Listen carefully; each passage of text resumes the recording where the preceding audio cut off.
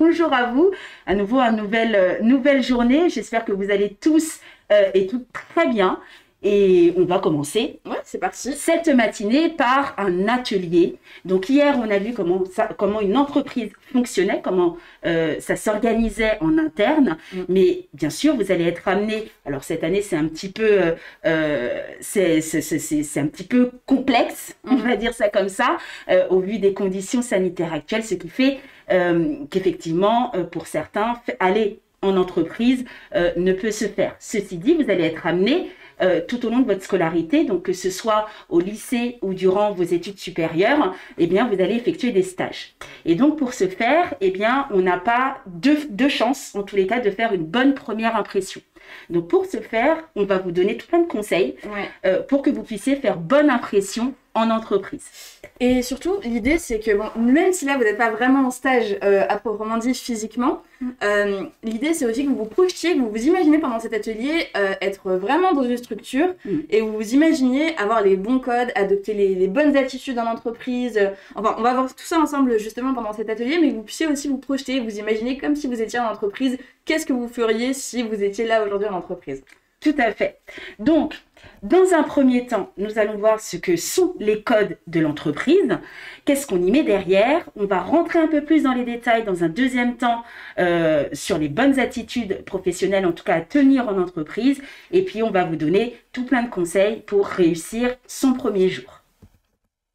Alors, les codes de l'entreprise, selon vous, quand on vous dit code de l'entreprise, qu'est-ce que ça vous évoque ? N'hésitez pas à répondre dans le chat. Donc, pour vous, qu'est-ce que c'est qu'un code ? Quand on dit les codes de l'entreprise, il faut respecter les codes de l'entreprise. Chaque entreprise a ses propres codes. Qu'est-ce que vous y mettez derrière ? Quels pourraient être les synonymes du mot code, selon vous ? Tout à fait. Laura va nous répondre juste après. On attend vos réponses. On va attendre vos réponses. Au niveau de la régie, on peut avoir un petit retour sur l'écran. Si possible. Sinon, je regarde si nos amis... Parce que je pense qu'il y a voilà, déjà des réponses des uns et des autres. Donc effectivement, on pourrait parler des règles. Ça, je pense que c'est le plus évident. Oui. Respecter les règles internes. À mon avis, là, les réponses commencent à affluer. Alors, est-ce qu'on a des réponses pour le moment ? Oui, alors on a les modérateurs du coup qui nous disent les règles, comme tu l'as dit. Voilà. Oui, donc, les règles, le langage. Oui. Donc ça, c'est très bien. Il y a aussi des réponses concernant la tenue vestimentaire. Oui. Ça, c'est une très bonne réponse. Tout à fait. Et puis, on a aussi la loi de l'entreprise. Les règles, la loi de l'entreprise. Ah, on va voir tout à l'heure. Est-ce que loi n'est pas liée aux valeurs ? Donc ça, on va le voir. Même le règlement intérieur. Et le règlement intérieur. Au collège. Le règlement intérieur. Tout à fait. Tout à fait. Alors... on va avancer. Effectivement, vous avez donné de très bonnes réponses. Merci à vous. Donc, comme vous le disiez, il y a plusieurs choses à respecter lorsque vous allez rentrer en entreprise. On parlait tout à l'heure de respecter les horaires. Je ne sais pas si... Je crois qu'il y a un élève qui l'a bien souligné. Donc, ça fait partie du savoir-vivre en entreprise. Donc, il faut respecter les horaires, être poli. Donc, on dit bonjour, au revoir, on se présente. Ça, c'est extrêmement important. Surtout le premier jour. Surtout le premier jour, pour qu'on puisse, que les personnes qui travaillent, les salariés de l'entreprise puissent savoir qui vous identifiez et savoir que vous êtes en stage pendant une semaine chez eux. C'est toujours plus agréable de savoir à qui on a affaire. Et puis, dans un deuxième temps, il y a le langage. Donc parfois, il y a un langage qu'on utilise dans certaines entreprises et vous allez faire face à des termes que vous n'avez jamais entendu parler avant. Oui. Donc par exemple, il peut y avoir un meeting. Donc un meeting, selon vous, qu'est-ce que ça pourrait être ? pouvez le mettre dans le chat si vous le savez. Être off. Être off, Sarah. Alors ça, ce sont des anglicismes. On appelle ça des anglicismes parce que c'est vrai qu'aujourd'hui, on utilise beaucoup de mots, de termes anglais, parfois qu'on transforme même en français, qui veulent pas forcément dire grand-chose en anglais, mais qu'on utilise souvent dans le monde de l'entreprise. Oui. Et effectivement, meeting, donc on attend vos réponses par rapport à meeting également. Selon vous, qu'est-ce que c'est? C'est quelque chose qu'on entend pas mal. Et être off, être off, tout simplement, c'est je suis pas là. Je suis occupée, je suis pas là. Quand on dit je suis off, c'est que, alors, soit je suis absent de mon bureau, voilà. Je suis en réunion, par exemple, donc je suis pas là, je pourrais pas être disponible pour vous. Ça signifie, aujourd'hui, je suis off, ne me sollicitez pas, je ne suis pas disponible, tout simplement. Tout à fait. Et surtout quand vous êtes en congé. Parfois, on peut dire, voilà, au mois d'août, je suis off. Tout à fait. Tout simplement, je suis en congé, je ne serai pas là. Exactement. Tout à l'heure, on parlait de loi de l'entreprise. Donc au niveau règlement intérieur, mais également en termes de valeur. Donc il y a le mot corporate. Donc quand on dit par exemple, ah ben tiens Marie, c'est quelqu'un de corporate. Donc c'est quelqu'un qui incarne les valeurs de l'entreprise, qui a bien compris le projet, le cœur d'action et qui vraiment se sent en adéquation. Tout à fait. Donc on utilise beaucoup le mot corporate. Et puis il y en a un autre aussi, ASAP. Ouais. Alors ça, c'est pas si simple que ça à trouver. C'est un acronyme, enfin c'est pas forcément facile, d'autant plus que c'est un terme en anglais. Exactement. Donc parfois vous allez entendre dans les couloirs le directeur dire il me faut ce dossier ASAP. Voilà. C'est souvent quelque chose quand même qu'on dit à l'écrit. On le prononce on l'exprime surtout à l'écrit dans des mails, etc. Plutôt qu'à l'oral parce que c'est pas très joli à entendre. C'est pas très joli, mais effectivement plus à l'écrit, mais on peut aussi l'entendre à l'oral.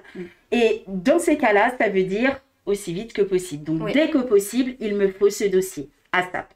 Donc encore une fois, mes excuses pour mon accent, mais c'est as soon as possible. Tout à fait. Et du coup, on a eu des réponses concernant le meeting. Oui. Donc, en grande majorité, bonne réponse, tout à fait. Un meeting, c'est une réunion.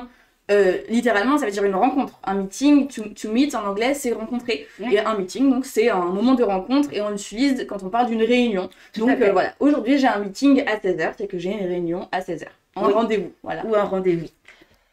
Alors, et ensuite, nous avons les rituels et les règles de conduite, ça. Tout à fait. Alors, les rituels, ce sont des habitudes. Quand on dit un rituel, c'est une habitude qu'on adopte. Et par exemple, vous en avez déjà des rituels quand vous êtes à l'école. Souvent, vous mangez, vous déjeunez à 12h30. Vous avez une récréation le matin, une récréation l'après-midi, etc. Et ça, c'est des rituels. Ce sont des choses que vous avez tous les jours. Par exemple, avant d'entrer au collège, parfois, vous devez montrer votre carnet de correspondance. C'est un rituel. C'est quelque chose que vous avez l'habitude de faire tous les jours. Et au travail, c'est pareil.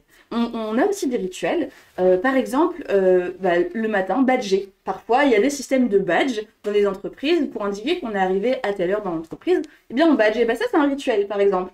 On a aussi d'autres rituels qui sont ancrés dans l'entreprise. Par exemple, on peut avoir des clients qu'on reçoit habituellement. Et l'habitude de l'entreprise, ça peut être de les accueillir et de se lever quand ils arrivent, par exemple. Tout à fait. Ça peut être de les raccompagner jusqu'à la sortie, à la fin d'une réunion. Il y a aussi d'autres rituels qui ne seront pas forcément faits tous les jours. C'est pas parce qu'on appelle ça un rituel qu'on le fait tous les jours.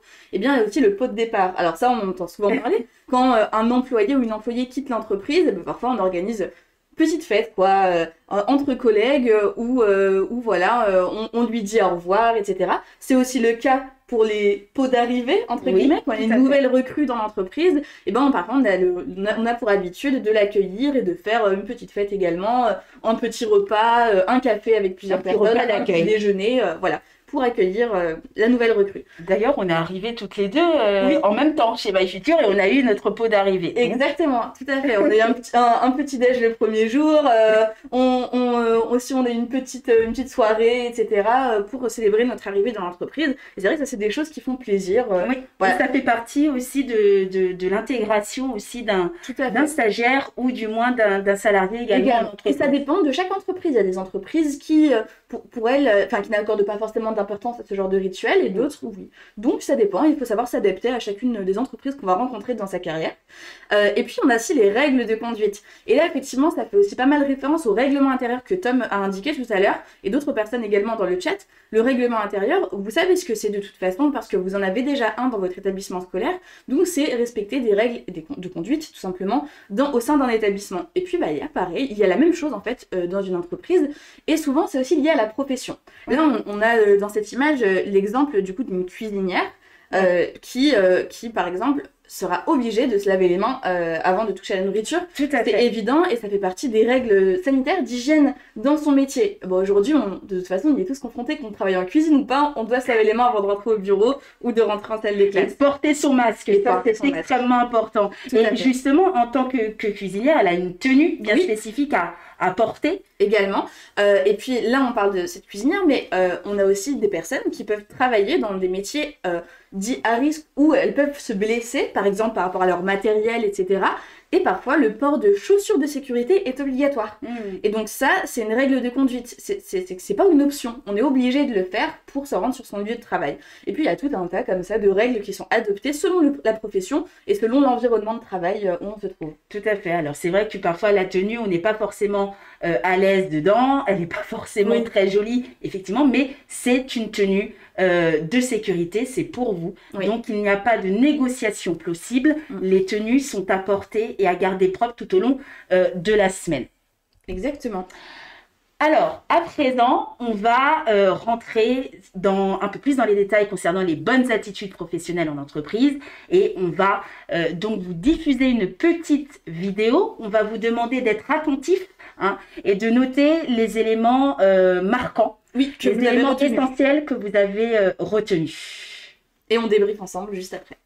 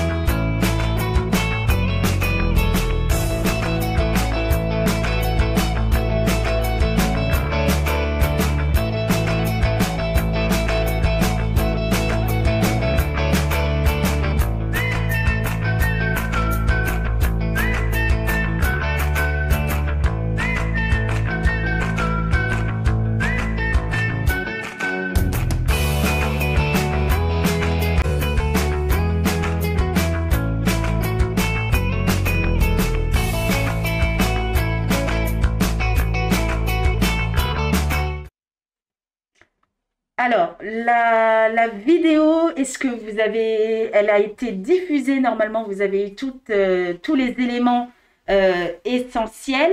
Alors, est-ce que vous pouvez nous donner les éléments, en tout cas, qui vous ont marqué?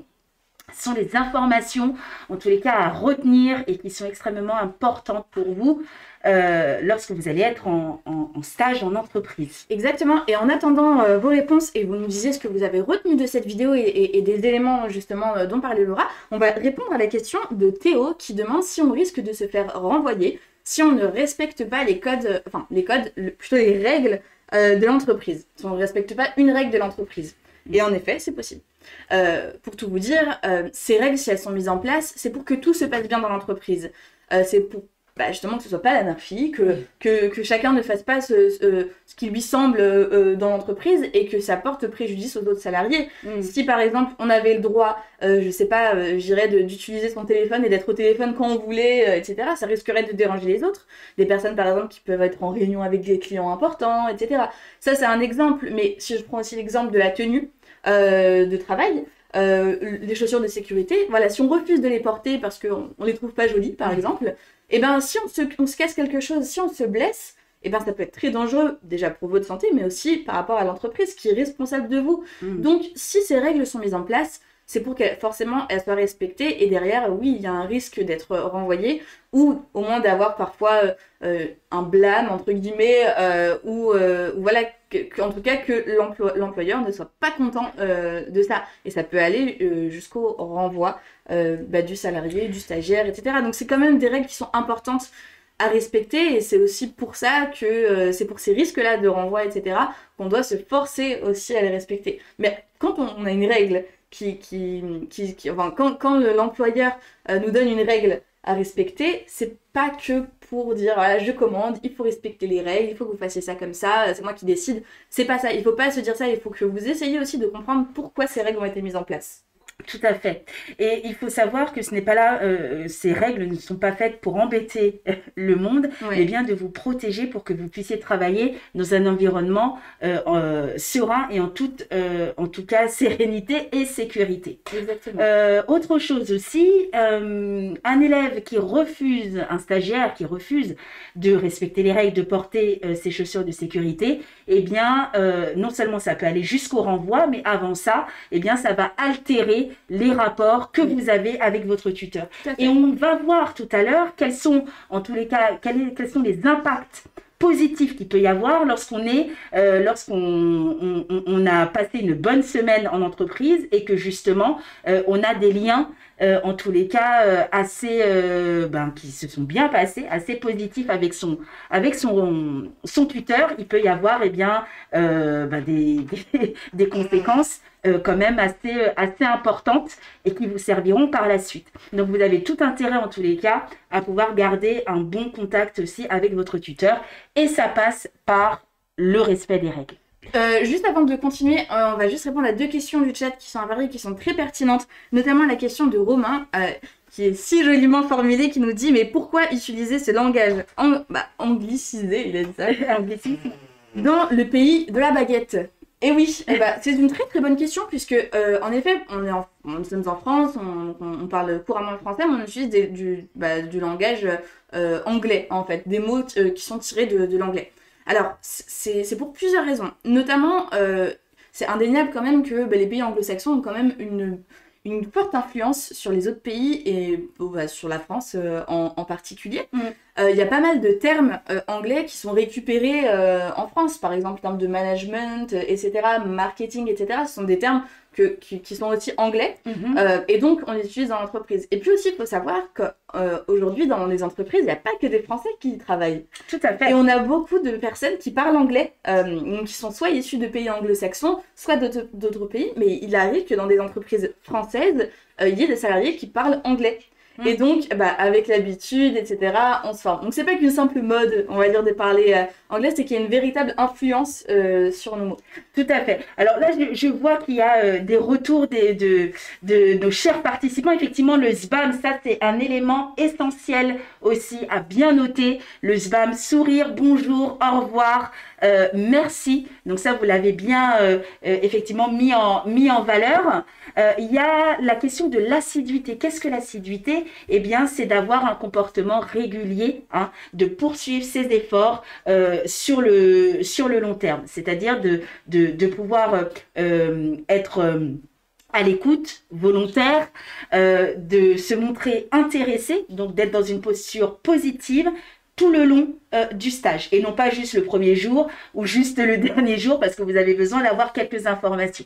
Donc ça, l'assiduité, c'est toujours de poursuivre toujours ses efforts et d'être dans une posture positive. Tout à fait. Mais j'ai vu aussi une petite question du chat passer qui était est-ce qu'il faut parler anglais ?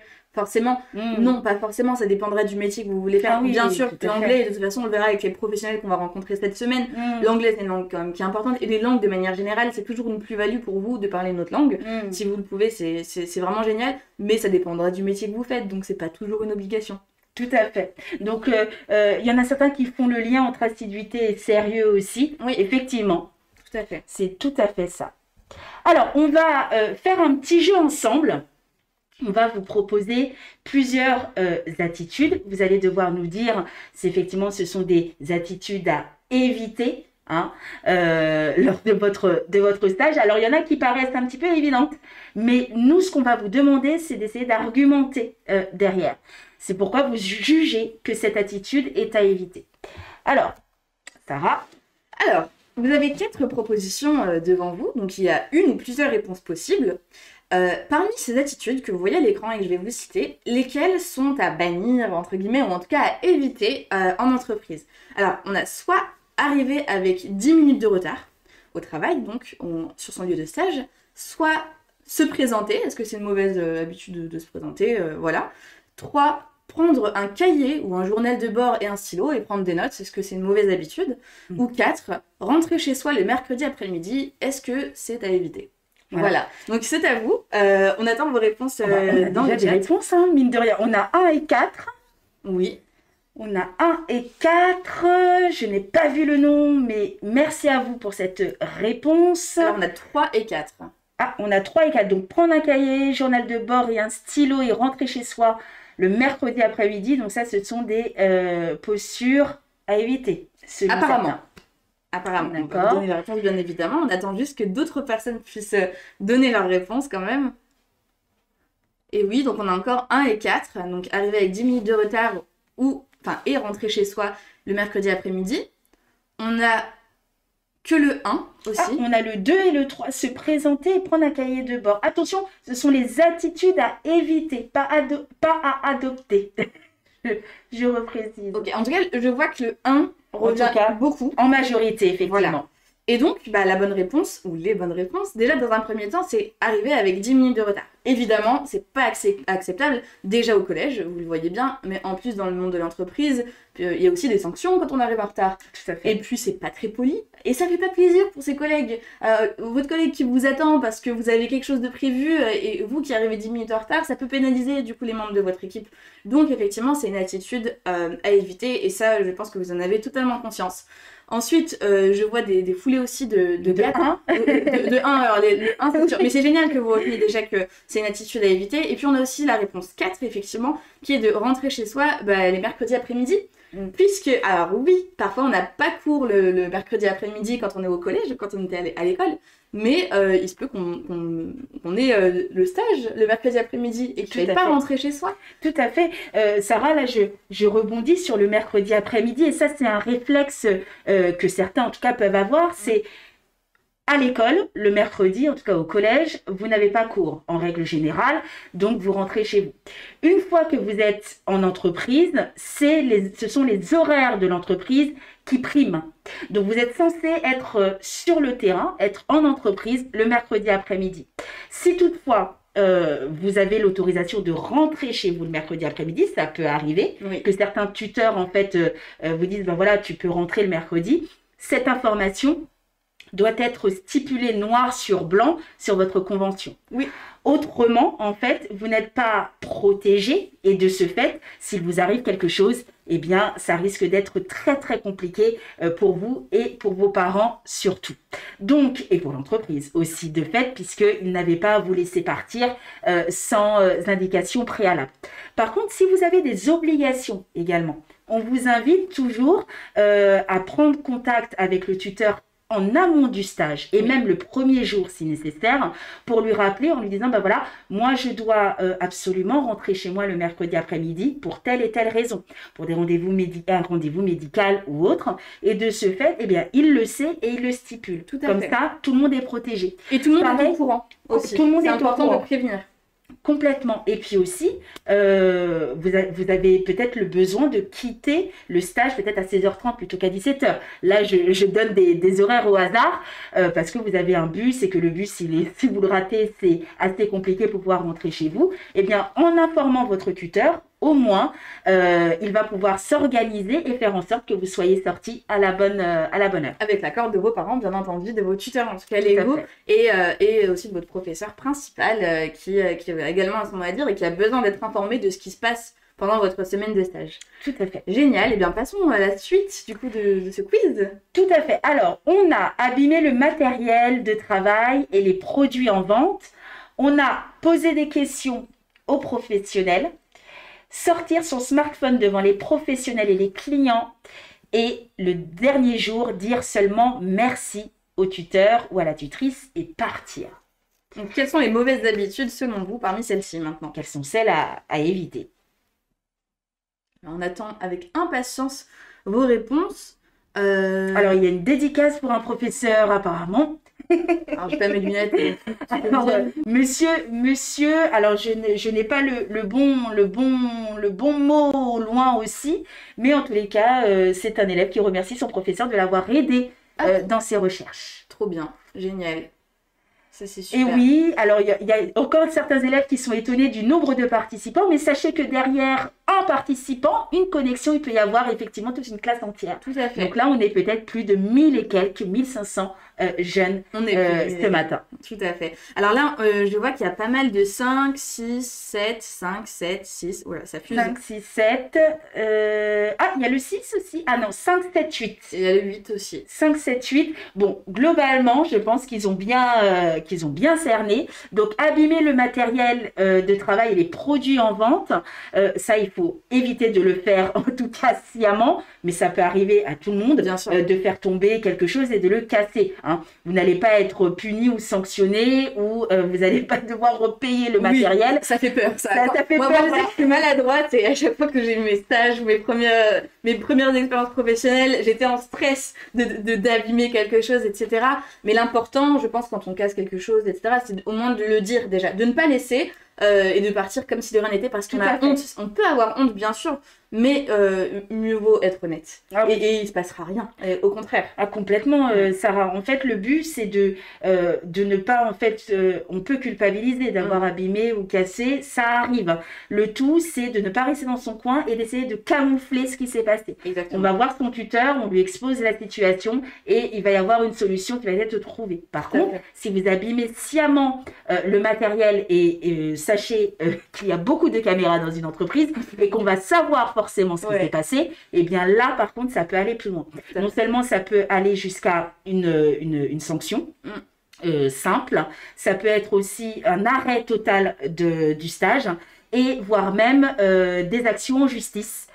Selon le degré. Bien sûr, si c'est fait exprès. Le degré, effectivement, du problème. Et puis, il y a sortir son smartphone devant les professionnels et les clients. Donc ça, comme on vous le disait, il n'y a rien de plus désagréable que d'avoir devant soi quelqu'un qui est devant son téléphone et qui n'écoute pas et qui envoie des textos. C'est très, très désagréable. C'est extrêmement irrespectueux et impoli et très désagréable pour l'interlocuteur. Dites-vous que le tuteur, lui, il est là dans une posture bienveillante. Hein. Il n'a qu'une envie, c'est de vous faire découvrir son entreprise et les différents services. S'il a devant vous quelqu'un qui a la tête baissée sur son écran, eh bien, c'est pas forcément agréable. Et ça, effectivement, bah, ça risque de rendre l'atmosphère en fait négative. Par contre, il est possible d'utiliser son téléphone si on a une autorisation parce que vous avez votre rapport de stage à faire pour la fin de la semaine et parfois pour pouvoir agrémenter et étayer votre rapport de stage, eh bien vous pouvez prendre des photos. Bien sûr, on ne sort pas son smartphone et on prend les photos comme ça. Il y a ce que l'on appelle le droit à l'image. Oui. Donc en fait, vous ne pouvez pas prendre des photos sans autorisation et sans qu'on vous dise, ben, tiens, ça c'est possible de prendre tel élément ou telle personne en photo. Voilà, c'est ce que l'on appelle le droit à l'image. Si le tuteur vous dit, voilà, tu peux sortir ton smartphone pour cela, eh bien là, il n'y a pas de problème. Autrement, on garde son téléphone dans sa poche et on le sort pendant les temps de pause. Également, le dernier jour, dire seulement merci au tuteur, à la tutrice et partir. Donc effectivement, dire merci, c'est évident. C'est une évidence. Par contre, dire juste merci et puis prendre la porte. Au revoir, merci. Voilà, au revoir, merci. Ben, on se dit, le tuteur va se demander, ben, est-ce que ça lui a plu? Oui. Est-ce que ce que je lui ai montré était pertinent? Est-ce que ça va lui servir? Est-ce que finalement il a été surpris, intéressé ou finalement il s'en fichait? Oui. Donc voilà, on essaye de dire merci avec un petit peu plus derrière. Donc merci de m'avoir accueilli tout le long de la semaine. Ce fut un plaisir pour moi d'être parmi vous et d'avoir fait la découverte de tel ou tel secteur. Et puis c'est rassurant pour un tuteur ou une tutrice qui vous parle de son métier parce que dites-vous que les professionnels qui vont vous accueillir sont super contents et contentes de vous accueillir, sinon ils ne le feraient pas. C'est que vraiment ils ont envie de vous transmettre leur métier, donc ça va être très rassurant pour eux que vous leur disiez merci, que vous leur expliquiez ce qui vous a plu dans ce stage. Et aussi, on parle aussi de contact, garder contact, c'est important, on va le voir après aussi, mais ça sert pour plus tard.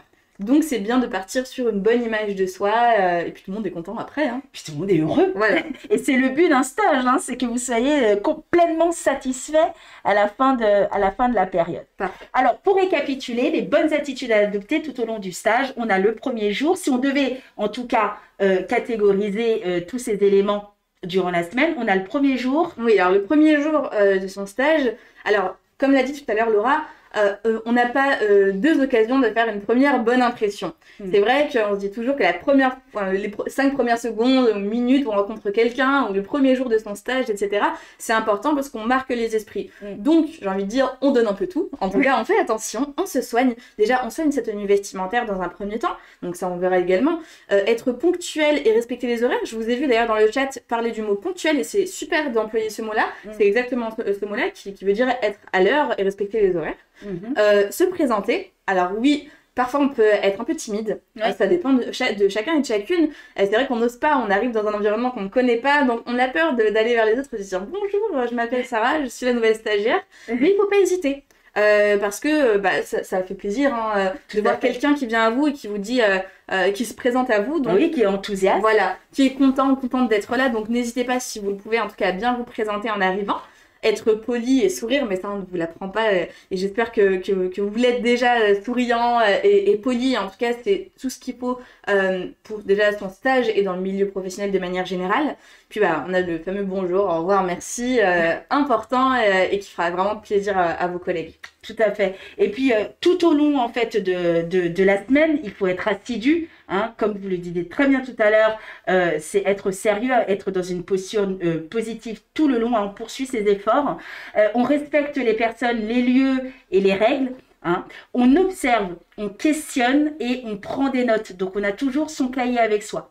Ce qui va vous aider, c'est ce que l'on appelle le journal de bord. Le journal de bord, eh bien, c'est un petit peu ce que vous faites hein, à chaque fin de journée, là, tout au long de la semaine. On vous demande de sortir votre journal de bord pour faire un petit peu la synthèse et faire le point sur tout ce que vous avez observé et entendu durant la journée. Et de ce fait, eh bien, il faut le noter. Parce que si on ne note pas, qu'est-ce qui arrive le vendredi? Eh bien, on a tout oublié. Ou du moins, il y a des éléments qui vont nous manquer.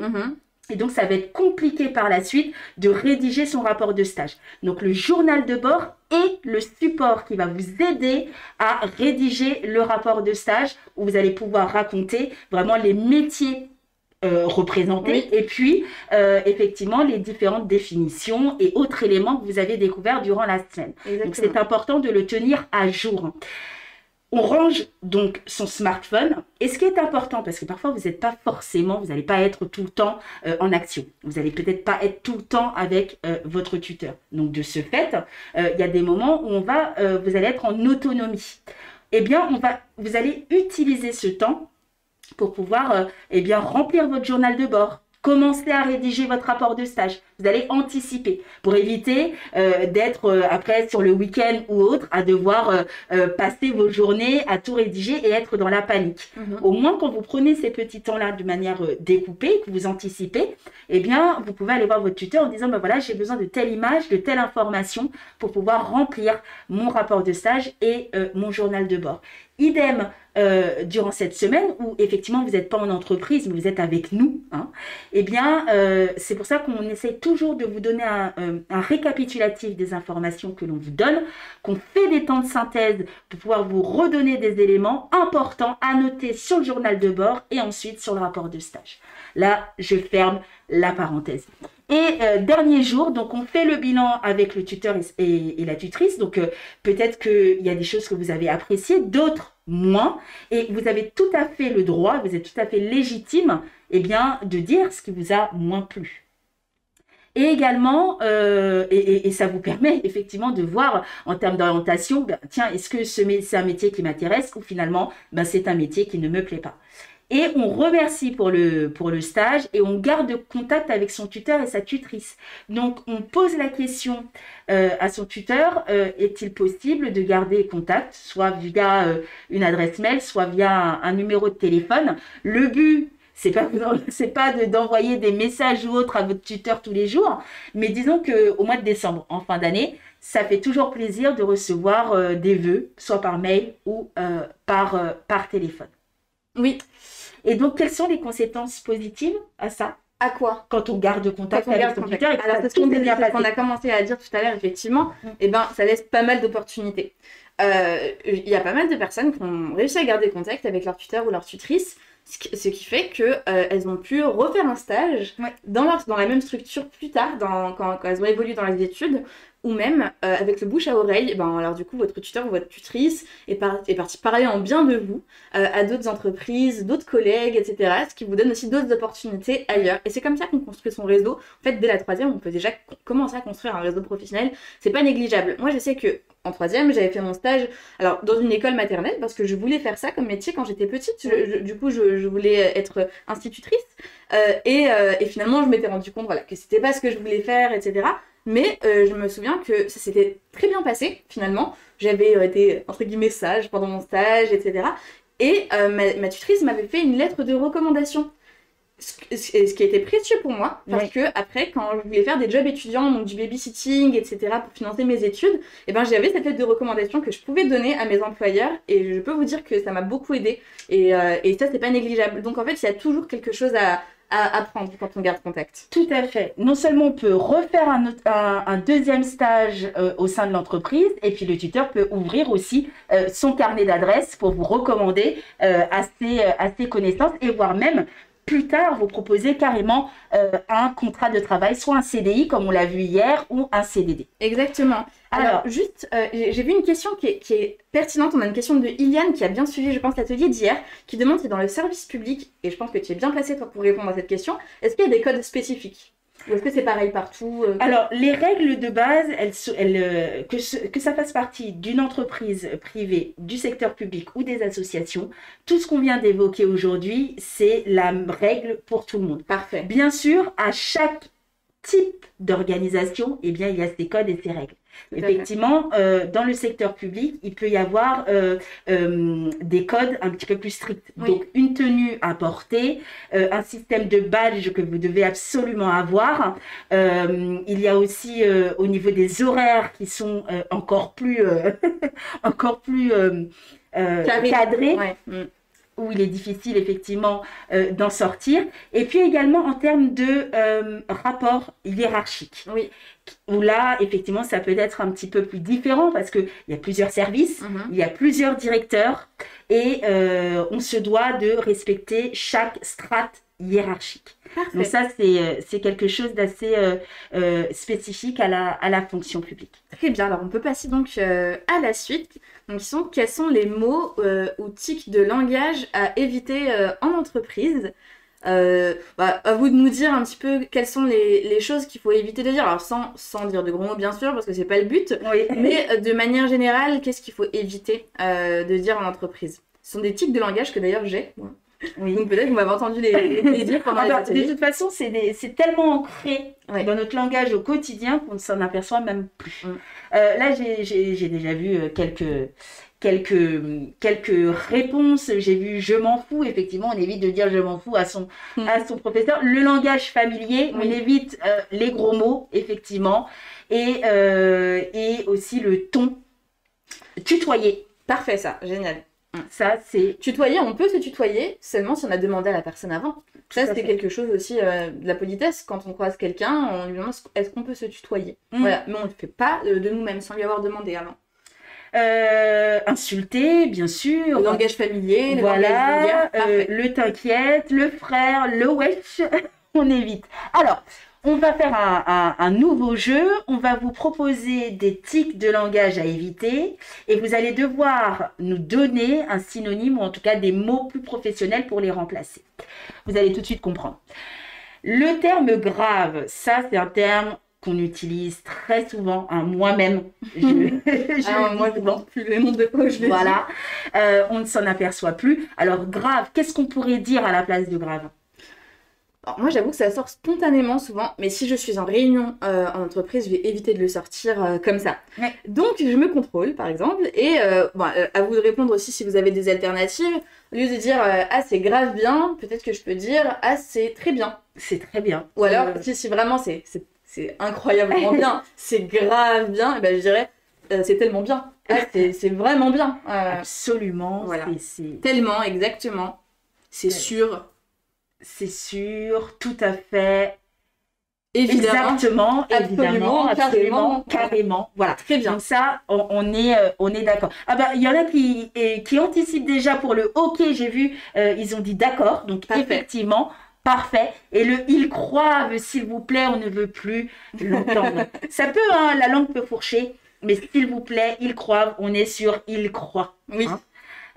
Et c'est pas ils voient non plus. Tout à fait. Hein. Et puis là, on a je kiffe. Alors, je kiffe trop les réunions. Moi, je trouve ça trop bien. C'est trop bien. Qu'est-ce qu'on peut dire à la place de je kiffe? Par exemple, là, j'ai vu des termes passer. Je kiffe ce live, je kiffe cet atelier. Alors, merci à vous. Mais du coup, voilà, super. Effectivement.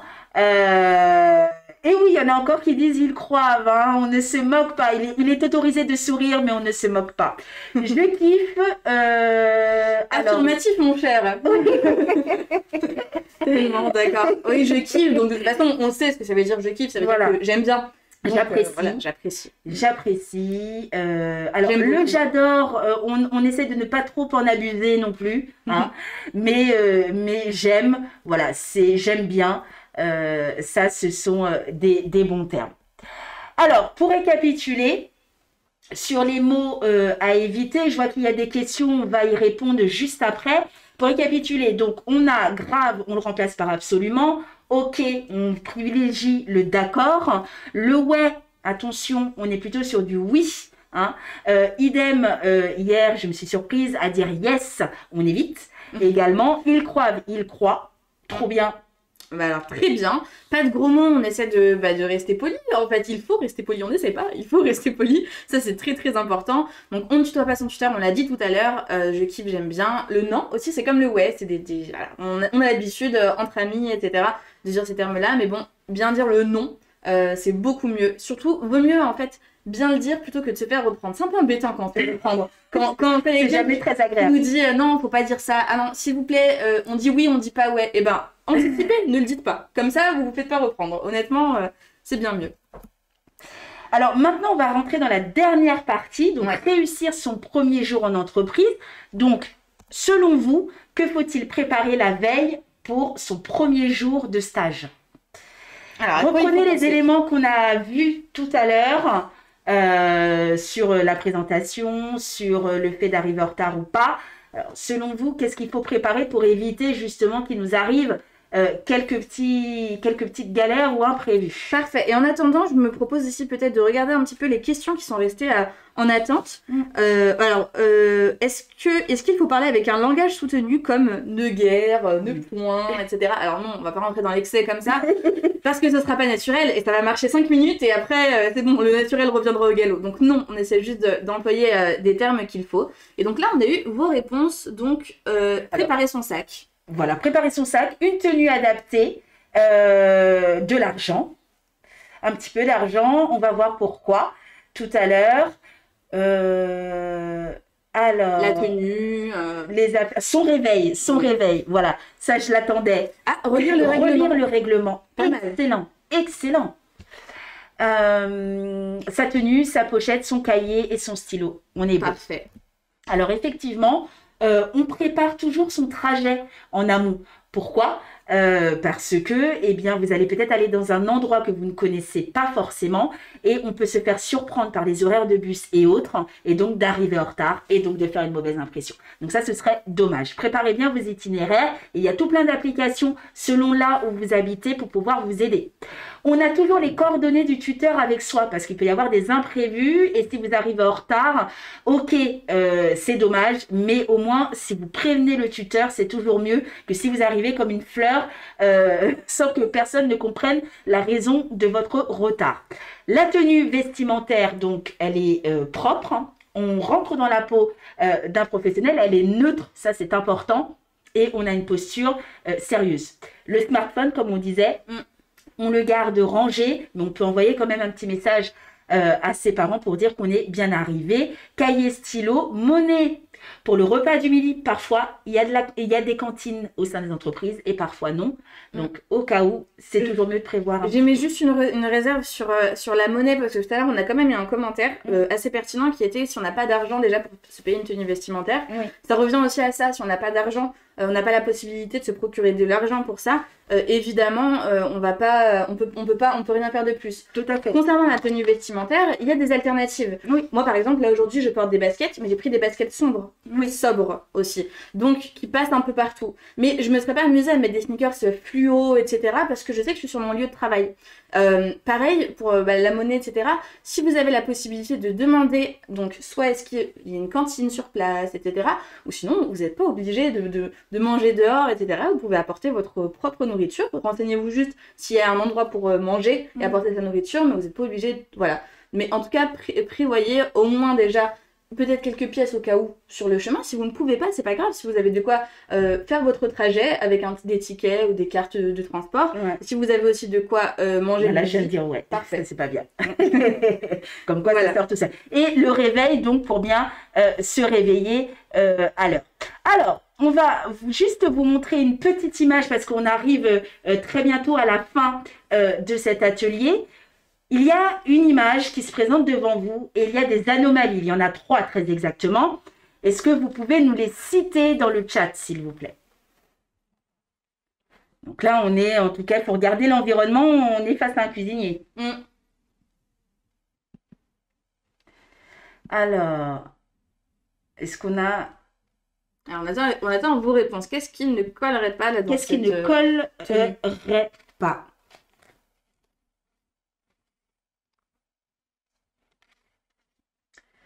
On commence à avoir des réponses. Effectivement, donc les mains, la main sale. Tout à fait, vous l'avez remarqué. Voilà, vous avez l'œil. Il y a les bottes aussi. Qui ne sont pas appropriées. Adaptées. Oui, par rapport au métier notamment. Voilà. Voilà, et puis il y a autre chose aussi d'un peu plus discret. Les chaussures, les bottes, le bonnet. Voilà, j'attendais cette réponse. Donc là, vous voyez, il a sa toque. Effectivement, il travaille en cuisine. Il a ses chaussures de sécurité pour éviter de glisser et de se blesser. Et sa tenue est propre et ses mains sont propres. Ça, c'est important. Donc, ça revient en fait aux éléments qu'on vous a exposés précédemment. Donc, si on devait récapituler tout ce qui a été dit durant cet atelier, les bons conseils, eh bien, c'est de se montrer professionnel. Oui. En se montrant professionnel, eh bien, on est d'autant mieux intégré à l'entreprise. Donc, il faut respecter les codes, on respecte les rituels, on a un savoir-vivre, comme on l'a cité tout à l'heure, et on est souriant, bien coiffé. Et Sarah, est-ce qu'il y a effectivement la tenue, tu disais tout à l'heure qu'elle doit rester neutre et discrète? Tout à fait, si on a l'occasion si on a déjà une tenue professionnelle à la maison, ou nos parents peuvent nous en acheter une ou quoi que ce soit, bah c'est génial. Si on n'en a pas, c'est pas grave, on va chercher juste quelque chose de plus neutre possible. Éviter les jeans déchirés, bien sûr, les survêtements, parce que c'est pas le lieu pour porter des survêtements, par exemple, à part si vous faites un stage dans le domaine du sport, et tout le monde peut porter des jogging, par exemple. Mais voilà, vous comprenez bien l'idée, de toute façon, pas besoin d'en faire trop, vous n'êtes pas obligé de venir avec le cravate, etc. Voilà. À moins qu'on vous le demande, mais de toute façon, on va vous le prêter si nécessaire. Et puis juste pour terminer, je pense aussi qu'il faut savoir qu'il n'y a aucune honte à demander à son tuteur ou à sa tutrice comment est-ce qu'on doit s'habiller. Moi, je sais que je l'ai déjà fait dans mes jobs. J'ai déjà, avant mon premier jour de travail, j'ai déjà demandé est-ce qu'il y a une tenue à respecter, est-ce qu'il y a un code vestimentaire. Il n'y a pas de honte à demander. Parfois, il y a des entreprises qui sont en mode, on va dire, détente, et il y en a qui ont quand même une tenue vestimentaire à respecter. Donc, il n'y a pas de honte à demander avant. Puis comme ça, vous êtes tranquille, premier jour, il n'y a pas de stress, on ne se demande pas si la cravate, ce sera de trop ou pas. Voilà, donc n'hésitez pas à poser toutes vos questions, donnez les informations à votre tuteur, préparez bien votre sac, ayez avec vous la convention de stage, le journal de bord, le rapport de stage, souriez et tout va bien se passer. Eh bien, ici s'arrête notre atelier. J'espère que celui-ci vous a plu. On va faire une courte pause d'une vingtaine de minutes et on va se retrouver juste après pour un nouveau live métier.